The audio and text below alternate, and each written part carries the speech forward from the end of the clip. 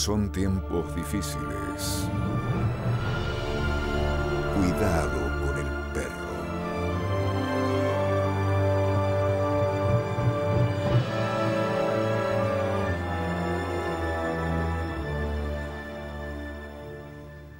¿Qué tal? Buenas noches. Tuvimos una reunión de producción con Mabel, Luli, Andrés, Eduardo, Darío, Romina, Nicolás, y de pronto nos dijimos casi al unísono, siempre proponemos los temas nosotros. ¿No tenés algún tema vos para proponernos en este mismo momento, por ejemplo?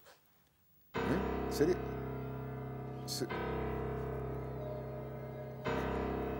¿Es un problema técnico que estamos teniendo en el piso o sos vos? Guarda, que puede ser un momento histórico en la televisión mendocina. Argentina ha ido a un mundial. Un espectador que se comunica con un programa de televisión sin Facebook, sin redes sociales, sin WhatsApp.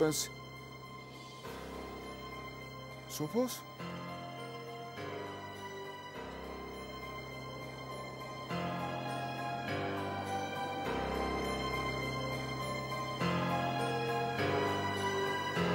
De verdad que te agradecemos mucho.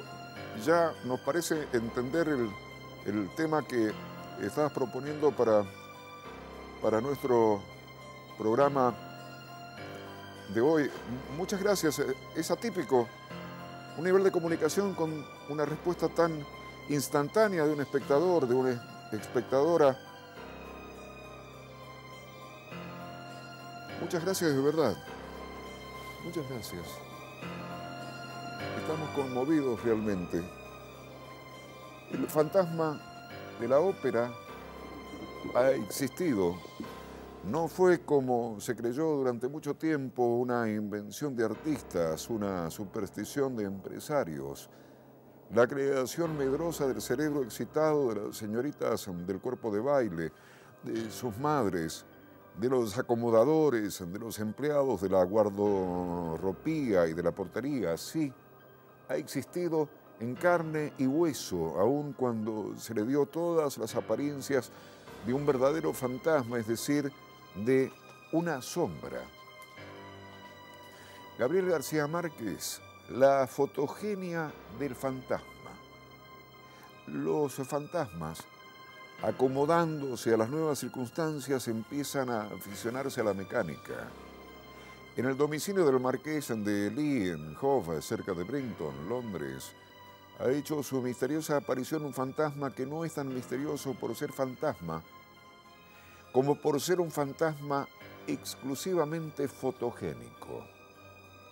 En su departamento particular, el joven marqués, 25 años, tomó con luz artificial la fotografía de una amiga, convencido de que estaba solo con ella.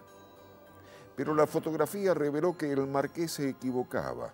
Además de ellos, había un fantasma en la habitación.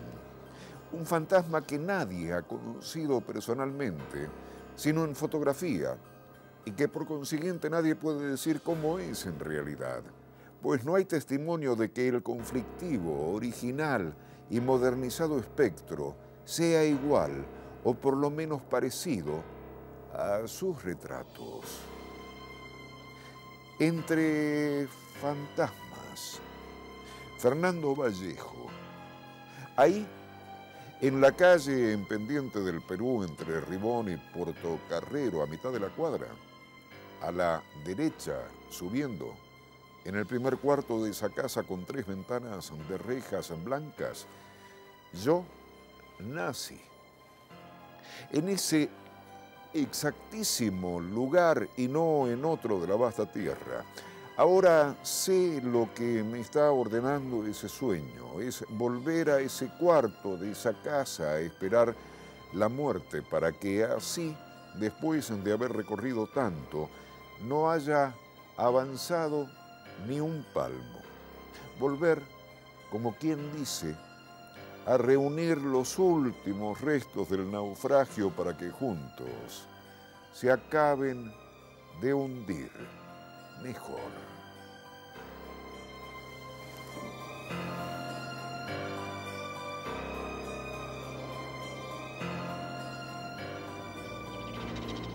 Cuidado con el perro. La imaginación es el ojo del alma.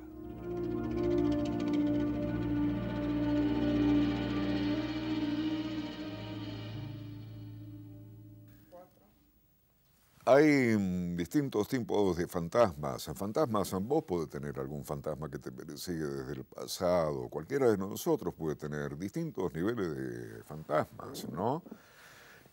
Pasa en la vida. Paul Auster, el gran escritor estadounidense, fantasmas. Pero los partidos son solo el principio. Ciertas noches, cuando Azul tiene claro que Negro no irá a ninguna parte, se va a un bar no lejos de allí a tomarse una o dos cervezas, disfrutando de las conversaciones que a veces tiene con el barman, que se llama Rojo, y tiene un extraño parecido con Verde, el barman del caso Gris de hace tanto tiempo. Una furcia de aspecto desaliñado que se llama Violeta frecuenta el bar y una o dos veces Azul consigue emborracharla lo suficiente como para que ella le invite a su casa que está a la vuelta de la esquina.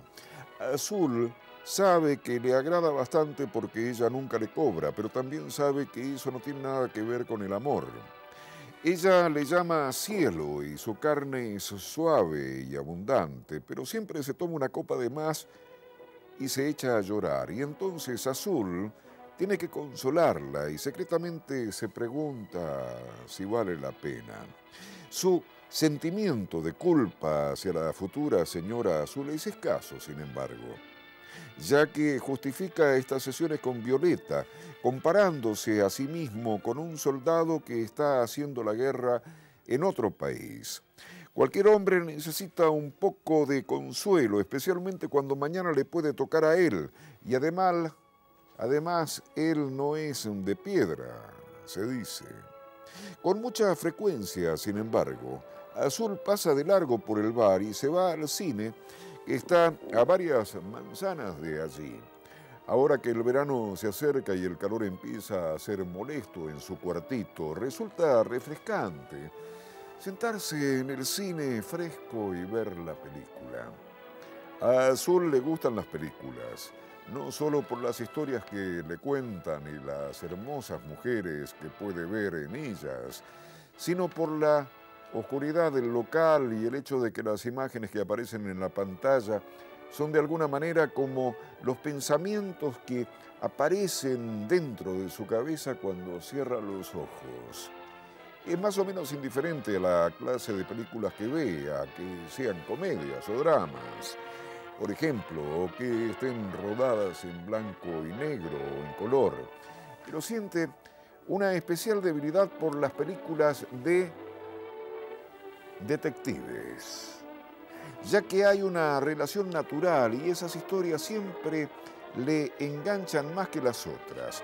Durante esa época ve varias de estas películas y todas le gustan: La Dama del Lago, Ángel o Diablo, Senda Tenebrosa, Cuerpo y Alma, Persecución en la Noche, etc. Pero para Azul hay una que destaca del resto y le gusta tanto que vuelve a la noche siguiente para verla otra vez. Se llama Retorno al Pasado y el protagonista es Robert Mitchum, haciendo el papel de un ex detective que intenta empezar una nueva vida con nombre falso en un pueblo. Tiene una novia, una dulce chica campesina que se llama Anne, y dirige una gasolinera con ayuda de un muchacho sordomudo, Jimmy, que le es absolutamente fiel. Pero el pasado alcanza a Mitchum y es poco lo que él puede hacer para evitarlo. Hace años le habían contratado para buscar a Jane Greer, la amante del gángster Kirk Douglas. Pero cuando la encontró se enamoraron y huyeron para vivir en secreto. Una cosa llevó a otra, hubo dinero robado, se cometió un asesinato y finalmente Mitchum recobró el juicio y dejó a Greer, comprendiendo al fin la gravedad de su comportamiento. Ahora, Douglas y Greer le están chantajeando para que cometa un delito, lo cual en realidad no es más que una estratagema, porque él se da cuenta de lo que está sucediendo, comprende que planean endosarle otro asesinato. Luego se desarrolla una complicada historia con Mitchum intentando desesperadamente salir de la trampa. En un momento dado regresa al pueblo donde vive, le dice a Anne que es inocente y la convence de nuevo de que la ama. Pero es demasiado tarde y Mitchum lo sabe. Hacia el final consigue persuadir a Douglas de que entregue a Greer por el asesinato que cometió. Pero en ese momento Greer entra en la habitación, saca tranquilamente una pistola y mata a Douglas. Le dice a Mitchum que están hechos el uno para el otro y él, fatalista hasta el final, parece estar de acuerdo. Deciden escapar juntos, pero cuando Greer va a hacer el equipaje, Mitchum coge el teléfono y llama a la policía. Se meten en el coche y se van, pero pronto llegan a una barrera policial en la carretera. Greer, al ver que ha sido traicionada, saca la pistola de su bolso y le pega un tiro a Mitchum. Entonces la policía abre fuego sobre el coche y Greer muere también. Después de eso hay una última escena. A la mañana siguiente, en el pueblo de Bridgeport, Jimmy está sentado en un banco delante de la gasolinera y Anne se acerca y se sienta a su lado. Dime una cosa, Jimmy, le dice, tengo que saber esto. ¿Huía con ella o no? El muchacho piensa un momento tratando de decidir entre la verdad y la bondad. ¿Es más importante salvaguardar el buen nombre de su amigo o salvar a la chica? Todo esto sucede solo en un instante. Mirando a la chica a los ojos, asiente con la cabeza, como diciendo que sí, que él estaba enamorado de Greer después de todo. Anne le palmea el brazo y le da las gracias. Luego va a reunirse con su antiguo novio, un policía local honradísimo que siempre despreció a Mitchum. Jimmy mira el rótulo de la gasolinera con el nombre de Mitchum. Le hace un pequeño saludo amistoso y luego da media vuelta y se aleja por la carretera. Es el único que sabe la verdad.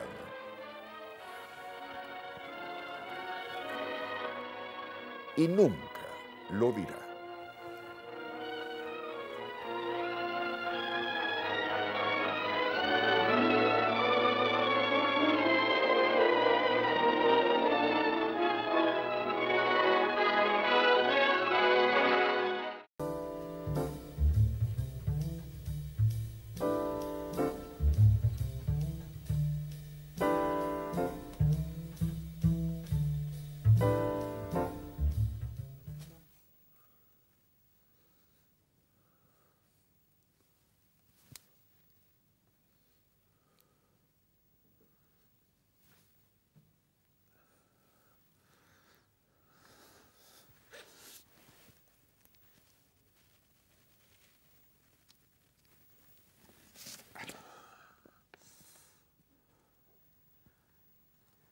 Enrique Anderson Imber, el fantasma,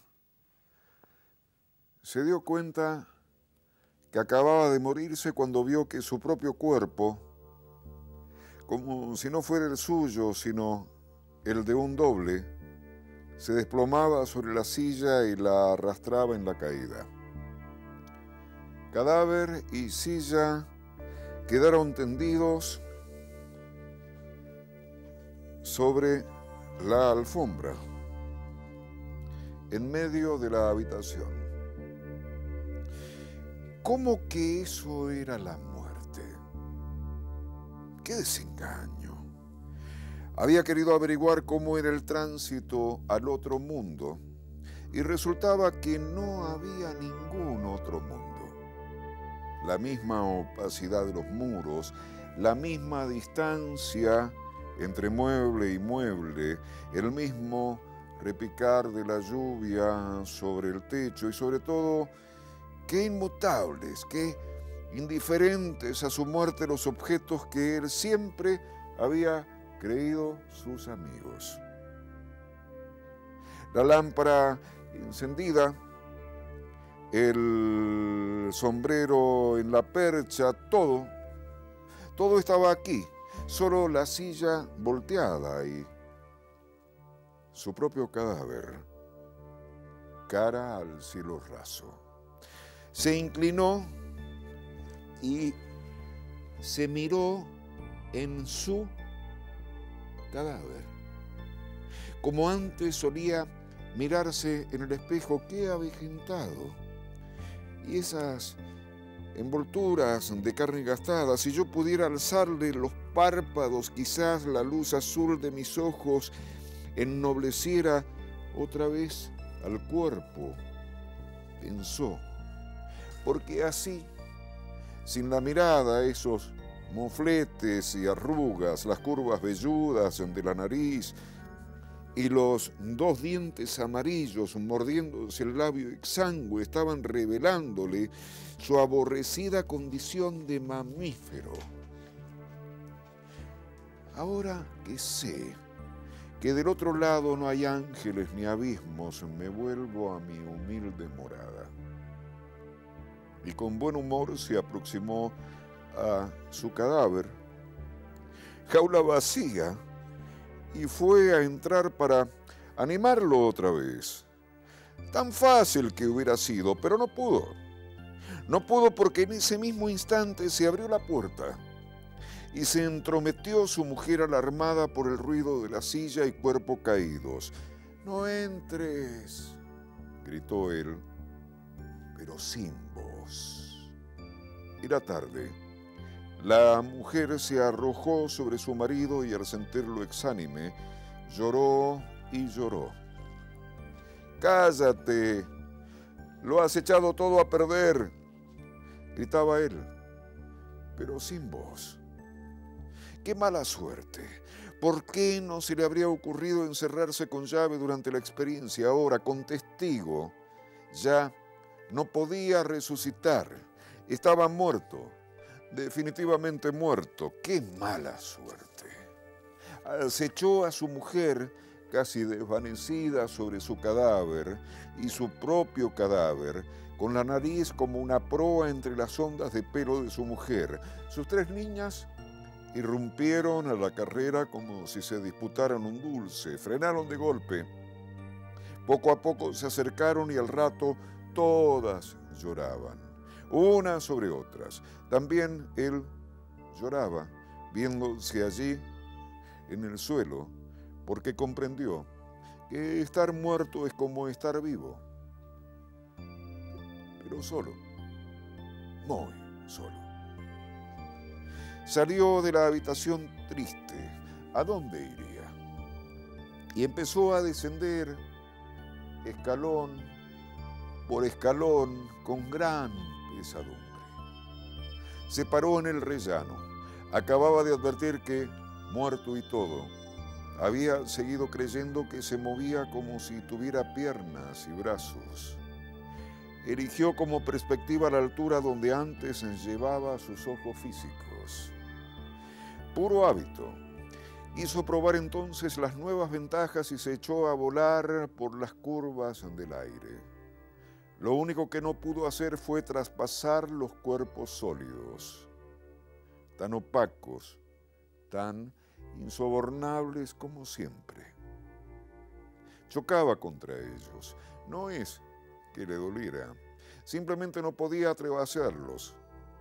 Puertas, ventanas, pasadizos, todos los canales que abre el hombre a su actividad, seguían imponiendo direcciones a sus revoloteos. Pudo colarse por el ojo de una cerradura, pero a duras penas. Él, muerto, no era una especie de virus filtrable para que siempre hay pasos. Solo podía penetrar por las endijas que los hombres descubren a simple vista. Tendría ahora el tamaño de una pupila de ojo. Sin embargo, se sentía como cuando vivo, invisible, sí, pero no incorpóreo. No quiso volar más y bajó a retomar sobre el suelo su estatura de hombre. Y se insertó donde antes había tenido las pupilas. Conservaba la memoria de su cuerpo ausente, de las posturas que antes había adoptado en cada caso, de las distancias precisas donde estarían su piel, su pelo, sus miembros. Esa noche veló al lado de su cadáver, junto a su mujer. Se acercó también a sus amigos y oyó sus conversaciones. Lo vio todo, hasta el último instante, cuando los terrones del camposanto sonaron lúgubres sobre el cajón y lo cubrieron.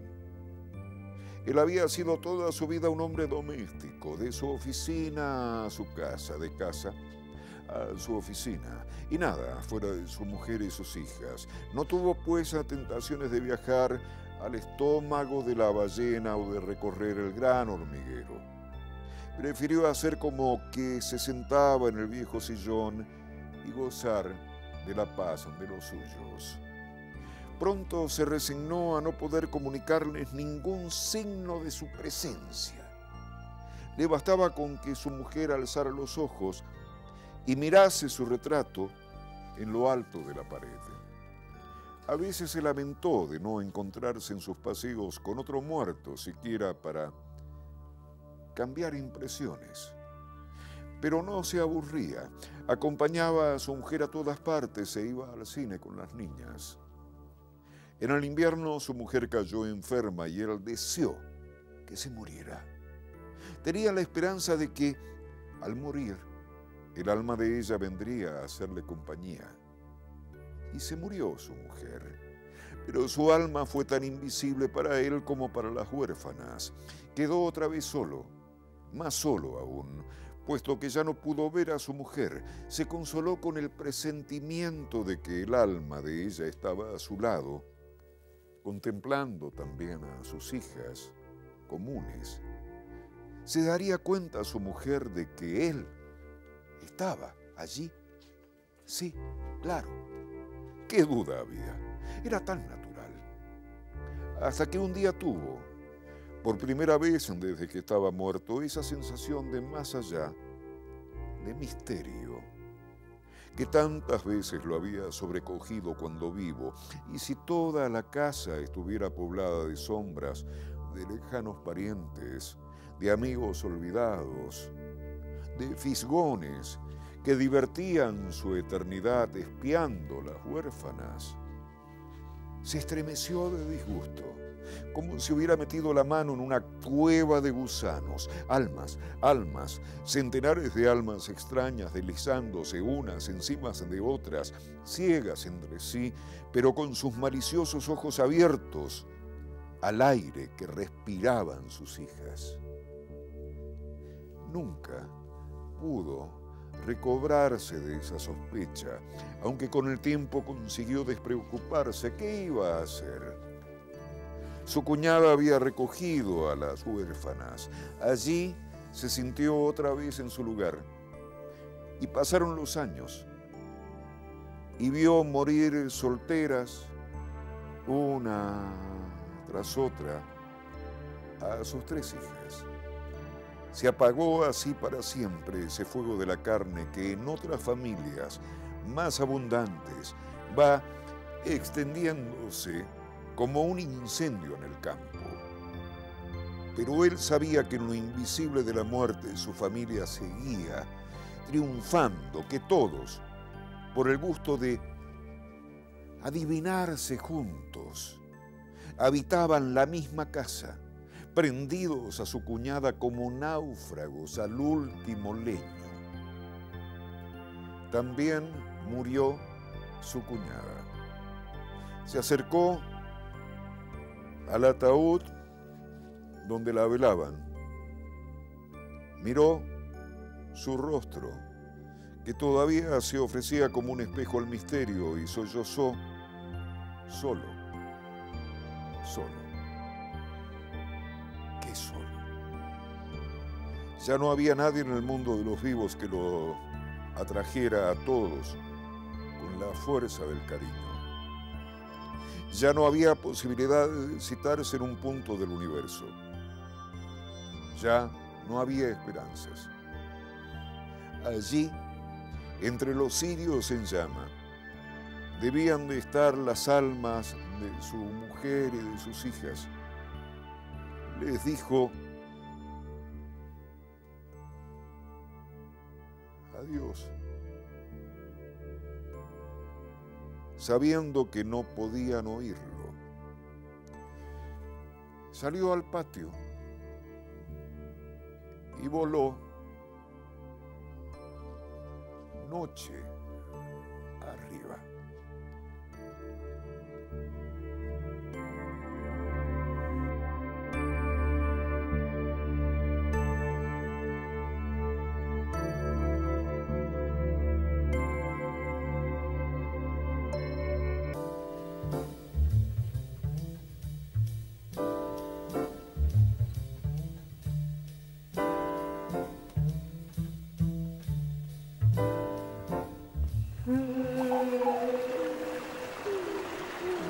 Gabriel García Márquez, Espantos de agosto.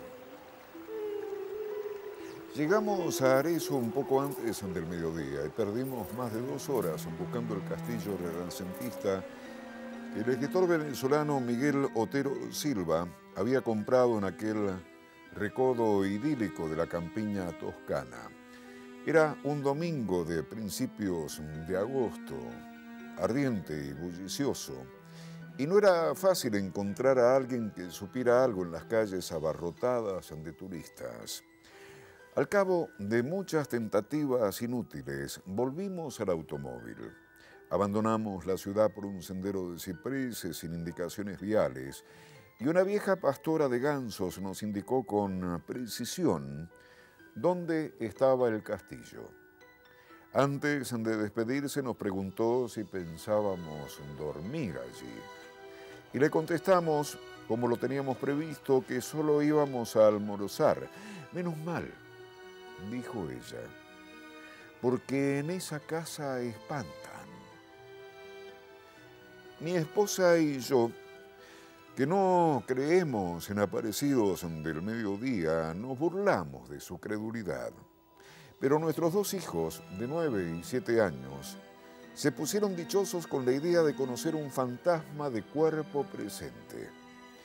Miguel Otero Silva, que además de buen escritor era un anfitrión espléndido y un comedor refinado, nos esperaba con un almuerzo de nunca olvidar. Como se nos había hecho tarde, no tuvimos tiempo de conocer el interior del castillo antes de sentarnos a la mesa, pero su aspecto desde fuera no tenía nada de pavoroso y de cualquier inquietud se disipaba con la visión completa de la ciudad desde la terraza florida donde estábamos almorzando. Era difícil creer que aquella colina de casas encaramadas, donde apenas cabían 90.000 personas, hubieran nacido tantos hombres de genio perdurable. Sin embargo, Miguel Otero Silva nos dijo con su humor caribe que ninguno de tantos era el más insigne de Arezzo. El más grande, sentenció, fue Ludovico. Así, sin apellidos. Ludovico, el gran señor de las artes y de la guerra, que había construido aquel castillo de su desgracia, y de quien Miguel nos habló durante todo el almuerzo. Nos habló de su poder inmenso, de su amor contrariado y de su muerte espantosa. nos contó cómo fue que en un instante de locura del corazón había apuñalado a su dama en el lecho donde acababan de amarse y luego azuzó contra sí mismo a sus feroces perros de guerra que lo despedazaron a dentelladas. Nos aseguró, muy en serio, que a partir de la medianoche del espectro de Ludovico deambulaba por que a partir de la medianoche el espectro de Ludovico deambulaba por la casa en tinieblas tratando de conseguir el sosiego en su purgatorio de amor. El castillo, en realidad, era inmenso y sombrío, pero a pleno día, con el estómago lleno y el corazón contento, el relato de Miguel no podía parecer sino una broma como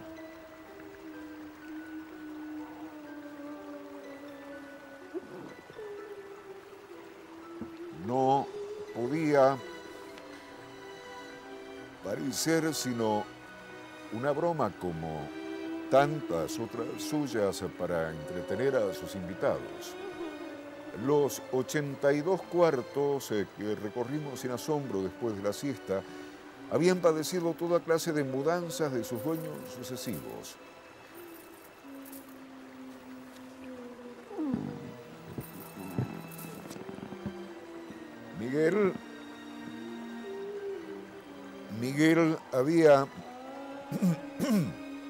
Miguel había restaurado por completo la planta baja y se había hecho construir un dormitorio moderno con suelos de mármol e instalaciones para sauna y cultura física, y la terraza de flores intensas en donde habíamos almorzado.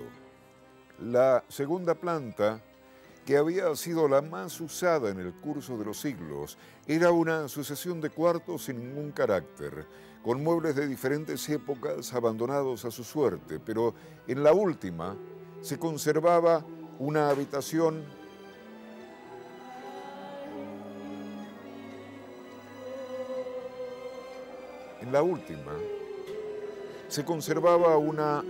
intacta por donde el tiempo se había olvidado de pasar. Era el dormitorio de Ludovico.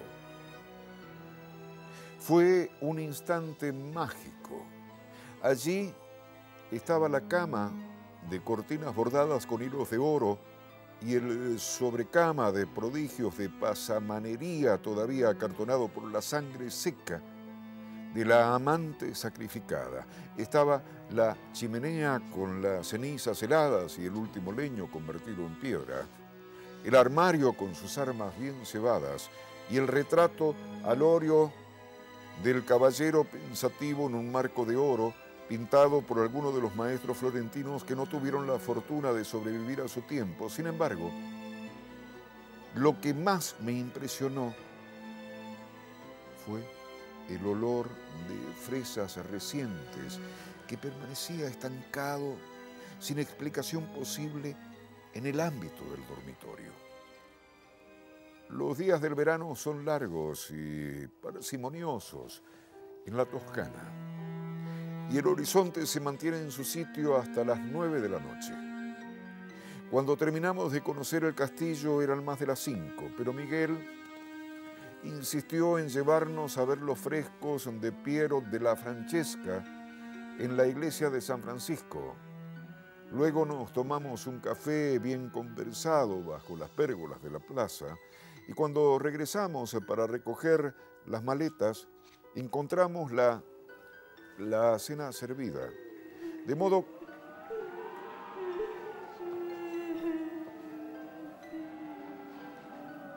que nos quedamos a cenar. Mientras lo hacíamos, bajo un cielo malva con una sola estrella, los niños prendieron unas antorchas en la cocina y se fueron a explorar las tinieblas en los pisos altos. Desde la mesa oíamos sus galopes de caballos cerreros por las escaleras.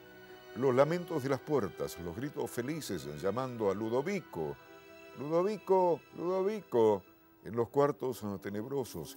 Fue a ellos quienes se les ocurrió la mala idea de quedarnos a dormir. Miguel Otero Silva los apoyó encantado y nosotros no tuvimos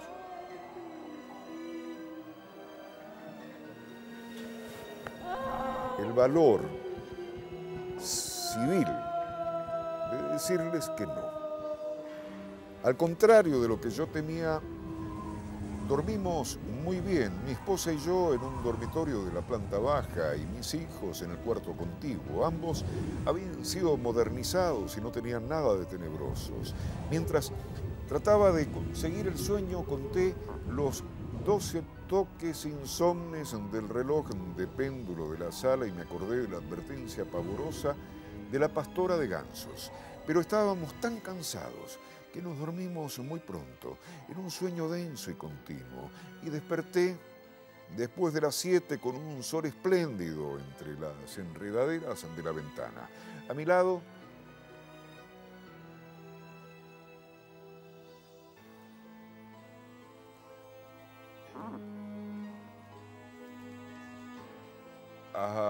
lado, mi esposa navegaba en el mar apacible de los inocentes. ¡Qué tontería!, dije. Que alguien siga creyendo en fantasmas por estos tiempos. Solo entonces me estremeció el olor de fresas recién cortadas y vi la chimenea con las cenizas frías y el último leño convertido en piedra y el retrato del caballero triste que nos miraba desde 3 siglos antes en el marco de oro. Pues no estábamos en la alcoba de la planta baja donde nos habíamos acostado la noche anterior, sino en el dormitorio de Ludovico, bajo la cornisa y las cortinas polvorientas y las sábanas empapadas de sangre todavía caliente.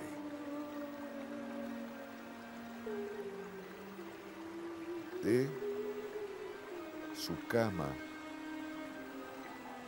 maldita.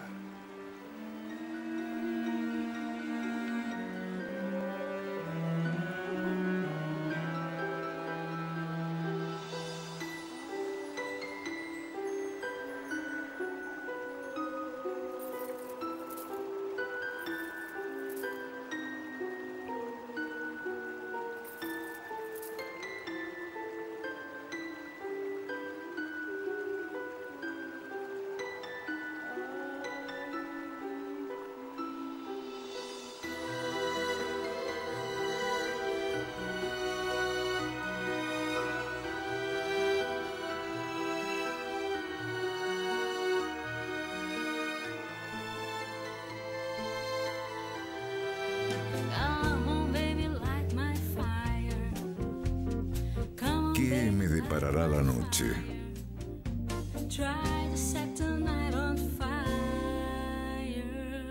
Soy agradecido por la vida que me toca. La noche y su magistral sapiencia de lo oscuro.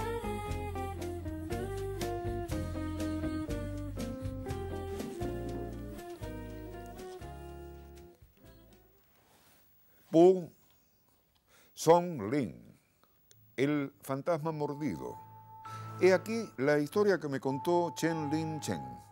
Un viejo amigo suyo estaba echado a la hora de la siesta, un día de verano, cuando vio, medio dormido, la vaga figura de una mujer que, eludiendo a la portera, se introducía en la casa vestida de luto, cofia blanca, túnica y falda de cáñamo. Se dirigió a las habitaciones interiores y el viejo, al principio, creyó que era una vecina que iba a hacerles una visita. Después reflexionó cómo se atrevería a entrar en la casa del prójimo con semejante indumentaria. Mientras permanecía sumergido en la perplejidad, la mujer volvió sobre sus pasos y penetró en la habitación. El viejo la examinó atentamente. La mujer tendría unos 30 años. El matiz amarillento de su piel, su rostro hinchado y su mirada le daban un aspecto terrible. Iba y venía por la habitación aparentemente sin intención ninguna de abandonarla. Incluso se acercaba a la cama. Él fingía dormir para mejor observar cuánto hacía. De pronto,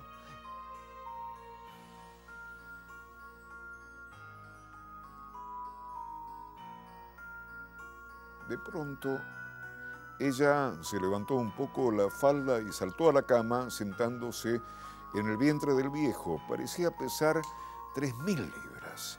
El viejo conservaba por completo la lucidez, pero cuando quiso levantar la mano se encontró con que la tenía encadenada. Cuando quiso mover un pie, lo tenía paralizado. Sobrecogido de terror, trató de gritar, pero desgraciadamente no era dueño de su voz. La mujer, mientras tanto, le olfateaba la cara, las mejillas, la nariz, la ceja, la frente. En toda la cara sintió su aliento, cuyo soplo helado lo penetraba hasta los huesos. Imaginó una estratagema para librarse de aquella angustia. Cuando ella llegara al mentón, él trataría de morderla. Poco después ella, en efecto, se inclinó para olerle la barbilla. El viejo la mordió con todas sus fuerzas, al tanto que los dientes se penetraron en la carne. Bajo la impresión del dolor, la mujer se tiró al suelo, debatiéndose y lamentándose, mientras él apretaba las mandíbulas con más energía. La sangre resbalaba por su barbilla e inundaba la almohada. En medio de esa lucha encarnizada, el viejo oyó en el patio la voz de su mujer. ¡Un fantasma!, gritó en el acto. Pero apenas abrió la boca, el monstruo se desvaneció como un suspiro. La mujer acudió a la cabecera de su marido, no vio nada y se burló de la ilusión causada, pensó en ella por una pesadilla. Pero el viejo insistió en su narración y como prueba evidente le enseñó la mancha de sangre. Parecía agua que hubiera penetrado por una fisura del techo y empapado la almohada y la estera. El viejo acercó la cara a la mancha y respiró una emanación pútrida. Se sintió presa de un violento exceso de vómitos y durante muchos días tuvo la boca apestada con un hálito nauseabundo.